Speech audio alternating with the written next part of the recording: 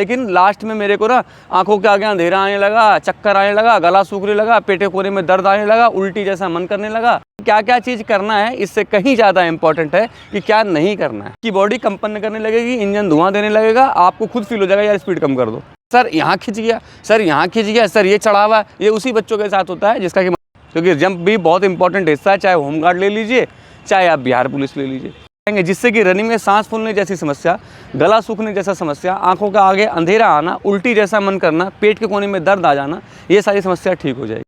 अगर आप ये मेरे से ज़्यादा स्ट्रॉन्ग कर लेते हैं तो मेरे से नाटा बच्चा भी मेरे से ज़्यादा ऊंचा जंप मार सकता है। फिर कभी हिप लग जाता है, कभी दूसरा पैर लग जाता है, तो ये कि जंप तो एग्जाम में तो पास कर गया लेकिन कमरवा टूट गया, एग्जाम में फिर आ जाएगा। 21,391 गया और 19,838 आ गया। तो जंप और एग्ज़ाम बहुत आएंगे, शरीर एक ही बार मिला है, इसको बचा के चलना है। लास्ट में मेरे पैर भर गए, अब मेरे पैर उठ ही नहीं रहे थे, स्टेप बन ही नहीं रहा था। एक तो रीज़न ये होता है, ये रीज़न आता है निकल के मसल्स के वीकनेस की वजह से। अगर आपका पैर का मसल्स कमज़ोर है तो ही आपके साथ वो वाला चीज़ आएगा कि सर लास्ट में मेरे तो 400 मीटर का एक लैप बचा था, मेरा स्टेप ही नहीं चल रहा था, पैर भर गए थे, पैर उठ के स्टेप ही नहीं बन रहा था। एक दूसरा रीज़न ये बन जाता है कि सर मेरा पैर तो ठीक था लेकिन लास्ट में मेरे को ना आंखों के आगे अंधेरा आने लगा, चक्कर आने लगा, गला सूखने लगा, पेटे कोने में दर्द आने लगा, उल्टी जैसा मन करने लगा, तो मेरे से रनिंग नहीं हुई। यही दो रीज़न मिलेंगे आपको, किसी भी रनर से पूछ लेना, अगर वो फेल किया हो तो यही दो रीज़न बताएगा वो, और कोई तीसरा रीज़न नहीं बताएगा। मे भी हो सकता है कि आप लोगों के साथ इसी दो में से कुछ एक हुआ होगा।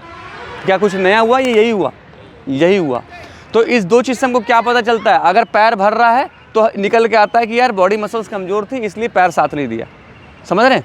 और अगर सांस भर रहा है, मतलब कि अगर उल्टी जैसा मन आ रहा है, चक्कर आ रहा है, पेटे कोने में दर्द हो रहा है, गला सूख रहा है, तो इसका मतलब ये निकल के ये आता है कि इस बंदे का श्वास पे कंट्रोल डेवलप नहीं था। तो अगर हम अपने श्वास को स्ट्रांग कर लें और बॉडी मसल्स को स्ट्रांग कर लें तो क्या आपको नहीं लगता कि अगला रनिंग जब आप दोगे वो हो जाएगा आपसे, जो प्रॉब्लम था वो ठीक हो जाएगा, तो रनिंग भी आ जानी है। मैं आपको एग्जाम्पल देता हूँ, देखो आज है पहला सेशन, ज़रूरी नहीं कि आज ही सब कुछ सीख लेंगे, आज थ्योरी पढ़ गए जाओ और ट्रेनिंग नहीं कराएंगे, आज सिर्फ मेंटली समझाएंगे कि क्या क्या चीज़ करना है, इससे कहीं ज़्यादा इंपॉर्टेंट है कि क्या नहीं करना है। समझ रहे हैं मेरी बात। तो आज के सेशन में आपको एक एग्जांपल के माध्यम से समझाना चाहेंगे। कोई ऐसा बाइक तो चलाते होंगे आप लोग, कोई ऐसा बाइक जिससे कि इंजन की कैपेसिटी 100 सीसी या 110 सीसी है। जैसे मान के चलो कि आप ले लो, मोपेड भी आता है कम सीसी में है, और लूना भी आती थी, और सिटी 100 भी आता था, सुना है सब बाइक का नाम। इसकी इंजन की कैपेसिटी जो है 100 या 110 सीसी है। इस बाइक को आप जब 100 किलोमीटर प्रति घंटा पे भगाओगे ना तो भागेगी जरूर, मुश्किल से मुश्किल 200, 400, 500 मीटर, उसके बाद उसका इंजन धुआं दे देता है। स्पीड 100 की पकड़ा दी, उसको पकड़ लेगा, लेकिन मुश्किल से मुश्किल 2 किलोमीटर जाएगा, उसके बाद बॉडी, ये उस बाइक की बॉडी कंपन करने लगेगी, इंजन धुआं देने लगेगा, आपको खुद फील हो जाएगा यार स्पीड कम कर दो, ठीक है। अब आप ले लो बुलेट को 350 सीसी, उस पर क्या करना है, आप 100 क्या 120 दे दो, 120 पे भी चलोगे ना तो आपको पता नहीं चलेगा कि 120 चल रही है, और इंजन में कोई गड़बड़ी नहीं आएगी, और इंजन बहुत अच्छे से आप कई किलोमीटर जा सकते हो 120 पे कंटिन्यू। तो इससे हमें क्या पता चलता है कि इंजन पावर ज़्यादा होने की वजह से वो उसकी स्पीड डाइजेस्ट हो रही थी। अब ऐसा बच्चा जिसका बॉडी तो तैयार नहीं है, मोटिवेशन पोसो कुछ बढ़िया बोल दो, मोटिवेट हो, मैं तो सर दौड़ जाऊँगा, वो दौड़ेगा जरूर थोड़ी सी दूर, 200 मीटर 300 मीटर, क्योंकि बॉडी में मसल में पावर ही नहीं है। वो मोटिवेशन में दौड़ तो जाएगा 200-300 मीटर, 200-300 मीटर के बाद फुस, वही 100 सीसी वाला गाड़ी का हिसाब किताब। लेकिन ऐसा बच्चा जो मेंटली भी तैयार है और फिजिकली भी तैयार है, उसको आप दौड़ाओ एक स्पीड में, वो 1600 मीटर को निकालने की क्षमता रखता है कि सर हम ज़्यादा बहुत फास्ट भी नहीं होंगे, बहुत स्लो भी नहीं हो, लेकिन 6 के अंदर तो हमारा 1600 आ ही जाएगा। तो मेरा कहने का मतलब है कि अपने मसल्स कैपेसिटी को बढ़ाइए अगर आपको स्पीड चाहिए तो। और अगर आप ज़बरदस्ती स्पीड ट्रेनिंग करेंगे और मसल्स की क्वालिटी नहीं है तो वही बस सब बच्चा जो बोलता है सर यहाँ खिंच गया, सर यहाँ खिंच गया, सर ये चढ़ा हुआ, ये उसी बच्चों के साथ होता है जिसका कि मसल तैयार नहीं है और ज़बरदस्ती खैच में लगा। समझ रहे मेरी बात। तो उसके लिए अब हमें ये पता चल गया मसल्स को रेडी करना है, तो हमारे सेशन में हम मसल्स ओरिएंटेड एक्सरसाइज कराएंगे, आपके मांसपेशियों से संबंधित एक्सरसाइज। समझ रहे मेरी बात। तो वो चलेगा एक।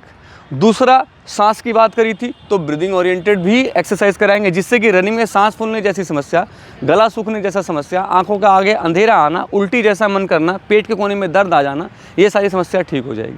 तो इससे हो जाएगा हमारा रनिंग इम्प्रूव। अब आ जाते हैं हम जंप की बात पर, क्योंकि जंप भी बहुत इंपॉर्टेंट हिस्सा है, चाहे होमगार्ड ले लीजिए, चाहे आप बिहार पुलिस ले लीजिए। तो जंप में किसी बच्चे का नेचुरली, जैसे आपकी बॉडी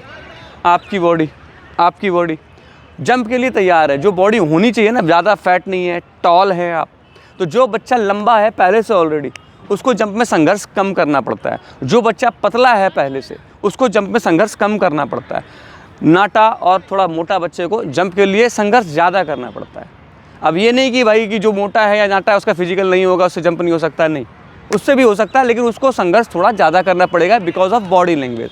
अब इसकी हाइट इतनी है, मेरे से कम, ठीक है ना, मैं इससे ऊंचा हूँ, ये कम है, लेकिन मेरे को भी 4 फीट हाइट मारना है हाई जंप में और इसको भी 4 मारना है। तो मेरा जो एडवांटेज हमको क्या मिल रहा है, एक्स्ट्रा हाइट, हाई जंप है, हाइट से रिलेटेड चीज़। अगर मेरे पास पहले से एक्स्ट्रा हाइट है तो हमको जंप में थोड़ा सा ईजी रहेगा कंपेयर टू अदर्स जिसकी हाइट मेरे से कम है। तो लेकिन फिर भी वो बच्चा और ऊंचा जंप कर सकता है, माना मेरे से हाइट नीचे है, लेकिन अगर वो टेक ऑफ पॉइंट को, जंप के लिए टेक ऑफ पॉइंट के लिए सपोर्ट क्या करता है, आपका hamstring muscle, thigh muscle, calf muscles.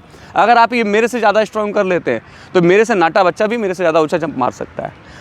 Take off मारना है किस पे, मुंडी पे तो मारेंगे नहीं, पैर पे ही मारेंगे। अगर आपका पैर मजबूत है, टेक ऑफ ज़्यादा आ रहा है तो जंप ज़्यादा आ रहा है। तो स्पेशली हाई जंप के लिए आपको ये लेग मसल्स को ज़्यादा से ज़्यादा स्ट्रॉन्ग करना है।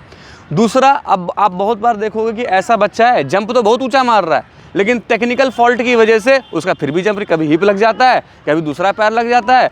तो ये चीज़ें 5 मिनट के अंदर ठीक हो जाती है। जिसकी बॉडी में ऑलरेडी पहले से जंप है, महज 5 मिनट लगता है इस टेक्निकल चीज़ को ठीक करने में और जंप आ जाता है।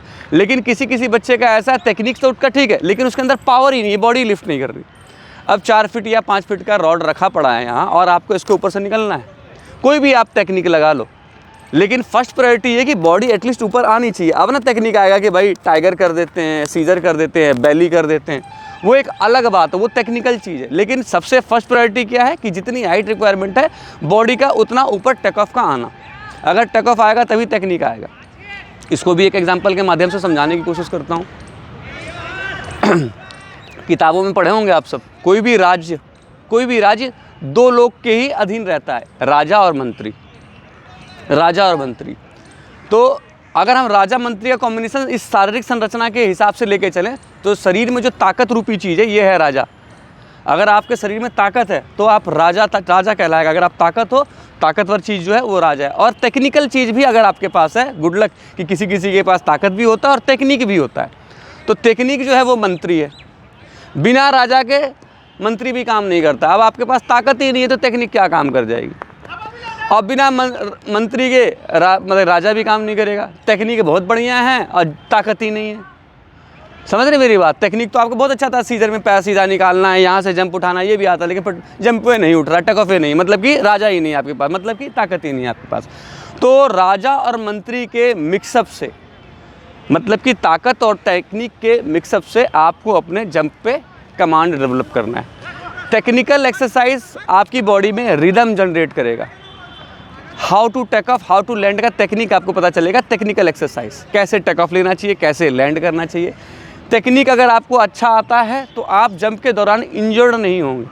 बहुत बच्चा को देखना, जंप में आड़ा टेढ़ा उतर गया, जंप तो आ गया, लिगामेंट टूट गया, कमर में इंजरी आ गई, तो ऐसा भी जंप सीख के कोई फ़ायदा नहीं है कि जंप तो एग्जाम में तो पास कर गया लेकिन कमर में टूट गया, एग्जाम में फिर आ जाएगा। अभी देखे ना, 21,391 गया और 19,838 आ गया। लेकिन जो बच्चा एकदम धड़पड़ाहट में ओवर एक्साइटेड होकर के अपना टांग तोड़ा लिया होगा, क्या देगा इस बार वो एग्ज़ाम? नहीं दे पाएगा। तो जंप और एग्ज़ाम बहुत आएंगे, शरीर एक ही बार मिला है, इसको बचा के चलना है। क्या बैल टाइप ट्रेनिंग ज़्यादा हो रही है, जान चले जाए लेकिन फिजिकल निकलना चाहिए। अरे कुछ नहीं है, इतना भी इंपॉर्टेंस मत दो। सबसे पहला इम्पॉर्टेंस सेल्फ, हम खुद, मेरा शरीर ठीक रहना चाहिए, हमको चोट नहीं लगना चाहिए, टूटना फूटना नहीं चाहिए। अगर आप टूटे फूटे नहीं होंगे, चोट नहीं लगाएंगे, तो आप जो भी परफॉर्म करेंगे उसको अच्छे से करेंगे। ट्रेनिंग में मेहनत करना है लेकिन विथ गुड मैनर। ये नहीं कि मेहनत के चक्कर में आड़ा टेढ़ा चीज़ कर रहे हैं और चोट खा गए और बैठ गए जाके 10 दिन घर, फ़ायदा नहीं है। इससे अच्छा है कि कम करो, रोज़ करो, धीरे धीरे इम्प्रूवमेंट आ जाएगी। किसी भी चीज़ में अगर आपको सफलता चाहिए तो उस चीज़ के प्रति निरंतरता डेवलप कर दीजिए, मतलब कि रेगुलरिटी। रेगुलर करते करते यार इंसान चांद तक पहुँच गया। रेगुलर प्रयास से इंसान चांद तक पहुंच गया। हमारा और आपका फिजिकल नहीं होगा, अगर हम रेगुलर प्रयास करें तो आराम से होगा। तो ओवरऑल मेरा कहने का मतलब ये है कि हम लोग को ताकत पे काम करना है, हम लोग को टेक्निक पे काम करना है, हमें अपने श्वास प्रक्रिया पे काम करना है कि रनिंग में जो सांस फूलने वाली समस्या होती है उसको कैसे डेवलप करें, और हमारे अपने बॉडी मसल्स पे काम करना है कि मसल्स की क्वालिटी पावरफुल होनी चाहिए, फ्लेक्सिबल भी होनी चाहिए। ये नहीं कि सिर्फ पावर है। आप कभी कभी देखना जिम के बच्चों को जो जिम जाते हैं, ये डोले सोले बढ़िया, ये निकला हुआ है शोल्डर डोला बढ़िया, चेस्ट बढ़िया, लेकिन उसको बोलो फ्लेक्सिबिलिटी के मामले में कि जा रहे अपना टो छू के आता यहीं पे लटका रहेगा, जा ही नहीं पाता है। ऑलमोस्ट 100 में से मैं 90 की बात कर रहा हूँ, 10 होते हैं जो थोड़ा सा उस चीज़ को भी अडॉप्ट करते हैं और स्ट्रेचिंग भी करते हैं, लेकिन 100 में से 90 बच्चा जो जिम करता है उसका हाथ पाँव फ्री, वो अपने आप से ही परेशान है, अपना शरीर ही उसको परेशान कर रहा है। रीज़न क्या है? पावर बना लिए, फ्लेक्सिबिलिटी बनाए नहीं। समझ रहे मेरी बात? तो हमें हर एस्पेक्ट पे काम करना है। ओवरऑल हमें अपने बॉडी पोटेंशियल को डेवलप करना है, अपने फिटनेस को डेवलप करना है। जो आदमी अपने फिटनेस को डेवलप कर लेगा, निश्चित तौर पे किसी भी तरह का फिजिकल उसके लिए बिल्कुल एक हाजमोला की चिटकी जैसा हो जाएगा आने वाले समय में। तो आज से हमारा फर्स्ट सेशन स्टार्ट होता है, जिसमें कि हम आपको सिर्फ और सिर्फ एक फिटनेस ओरिएंटेड सेशन देंगे और चेक करेंगे कि आपकी बॉडी की फ्लेक्सिबिलिटी किस लेवल पे है, आपके लेग में पावर कितना है, आपका सांस में पावर कितना है, और साथ ही रिदम और टेक्निकल एक्सरसाइज आपकी बॉडी में है या नहीं। मतलब कुछ एक्सरसाइज ऐसी है जो नेचुरली बच्चा करता है तो डिसबैलेंस होता है, और अगर उस एक्सरसाइज को आप बैलेंस वे में कर रहे हैं, इसका मतलब आपकी बॉडी टेक्निकल चीज़ों को ईजिली अडॉप्ट कर जाएगी।